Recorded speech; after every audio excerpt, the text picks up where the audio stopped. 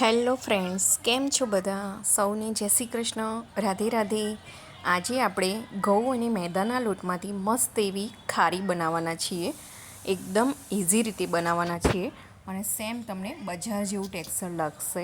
જુઓ, હું તમને કટ કરીને બતાવું કે કેવું મસ્ત ખારી બિસ્કિટ છે આપણું. આ ચામાં ખાવાની ખૂબ જ મજા આવે છે અને એકદમ ઇઝી રીતે બનાવવાના છે.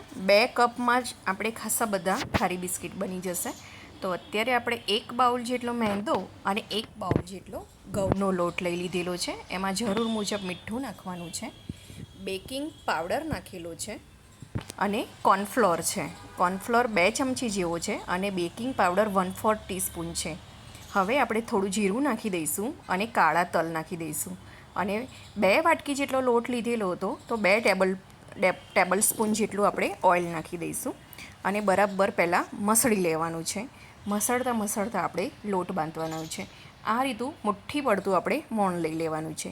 હવે ધીરે ધીરે પાણી નાખીને આપણે કઠણ લોટ બાંધવાનો છે. લોટને આપણે ઢીલો નથી રાખવાનો, કઠણ જ રાખવાનો છે. સરસ રીતે બધું મિક્સ કરીને આવો લોટ બાંધી દેવાનો છે. તો લોટને તમે આવી રીતે તોડશો વચ્ચેથી તો અંદરથી જાળી પડતી હોવી જોઈએ, એટલે આ ટાઈપનો આવો કઠણ લોટ બાંધવાનો છે. હવે આપણે લોટને રેસ્ટ આપી દેવાનો છે 10 મિનિટ માટે ભીનું કપડું ઢાંકીને, અને એને આ રીતે લુવા કરવાના છે. આપણે જેમ પિઝા કટ કરીએ ને એ ટાઈપમાં આપણે 2 વાટકી લોટ લીધેલો હતો તો અત્યારે આપણે 8 લુવા આ રીતે એક સરખા પાડવાના છે. હાથેથી બિલકુલ નથી કરવાના, ચપ્પાથી જ કરવાના છે. તો જો આ ટાઈપની બધા લેયર દેખાશે અને જાળી પડશે. હવે આપણે સ્લરી બનાવી દઈશું. તો એના માટે 2 ચમચી જેટલો મેંદો છે અને 1 ચમચી જેટલો ઘઉંનો લોટ છે અને 1 ચમચી જેટલું તેલ છે અને 1 ચમચી જેટલું ઘી છે અને બધું બરાબરને ફેટી લેવાનું છે. આપણે આ સ્લરી જે રોટલીઓ વણીશું એના વચ્ચે લગાવવાની છે. તો સ્લરી એકદમ પતલી રાખવાની છે. તો હવે આપણે ખારી બિસ્કિટ માટેની રોટલીઓને વણી લઈએ. તો આ રીતે ગુલ્લું કરી દેવાનું છે જે આપણે કર્યા હતા એમાંથી.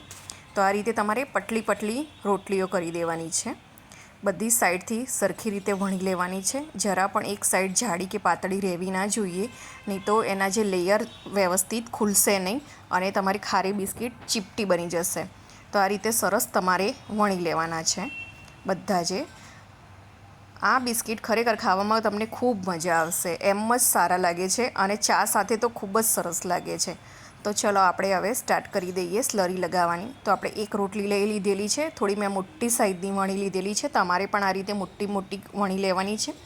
અને હવે આ સ્લરીને આપણે બધી રીતે સરખે લગાવવાની છે. તો મેં આ બ્રશનો યુઝ કરું છું.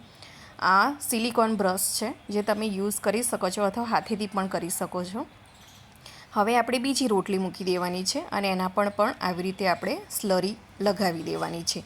પ્રોપર બધી જગ્યાએ લગાવી જવી જોઈએ, કોઈ જગ્યાએ બાકી રહેવું ના જોઈએ. હવે આપણે ત્રીજી રોટલી મૂકી દઈશું અને એને પણ એના ઉપર આવી રીતે સ્લરી લગાવી દઈશું. જેમ આગળની બધી રોટલીમાં લગાવી તેવી રીતે આપણે લગાવી દઈશું બધી રીતે. પણ જરા ફોલ્ડ કરવાની રીત જુદી છે, તમે ધ્યાનથી જોજો હું કેવી રીતે ફોલ્ડ કરું છું. એક સાઈડથી ફોલ્ડ કરવાનું છે, આપણે વચ્ચે લાવી દેવાનું છે. એને પોકેટ સાઇઝ કહેવાય છે. અને ફરીથી એના ઉપર બીજું લેયર સેમ એના જેવું ગોઠવવાનું છે. આ લેયરને પોકેટ લેયર કહે છે. આપણે આવી રીતે પોકેટ લેયર બનાવવાના છે બધા જ. એટલે ખારી બિસ્કિટ સરસ ક્રિસ્પી થશે આના લીધે અને અંદરથી સોફ્ટ રહેશે, બહારથી ક્રિસ્પી રહેશે. એના લેયર પણ ખૂબ સરસ પડશે. તો આપણે આ રીતે બધી જ રોટલીઓના લેયર કરી દેવાના છે આવી રીતે સરસ રીતે. મેં અત્યારે બધી રોટલી વણી દીધેલી હતી અને એને આવી રીતે સરસ રીતે આપણે ફોલ્ડ કરી દેવાના છે. તો અત્યારે જે લોટ લીધેલો આપણે 2 વાટકી જેટલો, એમાંથી 3 જેટલા ફોલ્ડ આપણા રેડી થઈ ગયા છે પોકેટ સાઇઝ. અને મેં ફ્રીઝમાં 10 મિનિટ માટે એમને સેટ કરી લીધા હતા. સેટ કરવા ખૂબ જરૂરી છે કેમ કે જે આપણે ઓઇલ અને ઘી લીધેલું એ ઢીલું હતું, તો ફ્રીઝમાં રાખવાથી થોડુંક કડક થઈ જશે. વણવામાં ચોક્કસ તમને અઘરું પડશે, પણ એ કરવું ખૂબ જરૂરી છે. એ જ લેયરનું એક સિક્રેટ છે. તો હવે આપણે સ્ક્વેર શેપમાં બધા જે આ લુવા છે એને આપણે વણી દેવાના છે અને સરસ રીતે નાના નાના પીસમાં આપણે કટ કરી લેવાના છે. લગભગ 10 જ મિનિટમાં આપણે આટલી ક્વોન્ટિટીમાં ફટાફટ વણાઈ જાય છે, બહુ ટાઈમ નથી લાગતો. પહેલાં થોડી પ્રિપરેશન કરી રાખો તો જલ્દી કામ થઈ જાય છે. હવે આપણે 4 સાઈડથી એને કટ કરી લઈશું વ્યવસ્થિત, કેમ કે જે બહારની બાજુ હોય છે થોડી પતલી હોય છે, તો એના લીધે તેલમાં સરખી રીતે બધું તળાતું નથી, એટલે આપણે એને 4 બાજુથી પહેલાં કટ મારી દેવાના છે અને પછી બધા એક જ સરખા પીસ કરવાના છે. એક સરખા પીસ કરવાથી જે તેલમાં જ્યારે બી તમે નાખો ત્યારે એક જ સરખી રીતે બધા જ પીસ તળાઈને તૈયાર થાય છે. તો હવે આપણે તેલને ગરમ કરવા માટે મૂકી દીધેલું હતું. તેલ છે ને નોર્મલ ટેમ્પરેચર જ રાખવાનું છે, એકદમ ઝડપી ઉપર આવી જાય એ પ્રમાણે નથી રાખવાનું. ધીરે ધીરે તળવાના છે, નહીં તો અંદરથી કાચા રહી જશે અને ઉપરથી ફટાફટ કલર આવી જશે.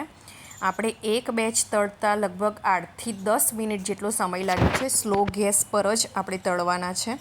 મેં અત્યારે 160 ડિગ્રી ટેમ્પરેચર ઉપર ઇન્ડક્શન પર કરું છું, પણ જો તમે ગેસ પર કરતા હોય તો એને સ્લો ગેસ પર ધીરે ધીરે તળવાના છે અને આ રીતે ચમચીથી વચ્ચે વચ્ચે હલાવતા રહેવાનું છે. આવી રીતે સરસ આપણે સ્લો ગેસ પર જ બધા બિસ્કિટને તળી લેવાના છે. અત્યારે મારે ટોટલ 3 બેન્ચમાં મેં બધા જ બિસ્કિટ તળી લીધેલા હતા.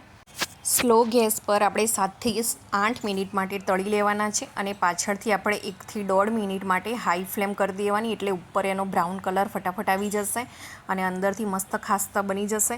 જો તમને મારો આ વિડીયો ગમ્યો હોય, મારી આ રેસીપી ગમે હોય તો મારી ચેનલને લાઇક કરજો, શેર કરજો અને સબસ્ક્રાઈબ કરજો. અને એકવાર તમે જરૂરથી દિવાળીમાં કે એમ જ ઘરે નાસ્તામાં રેસીપી બનાવીને ટ્રાય કરજો અને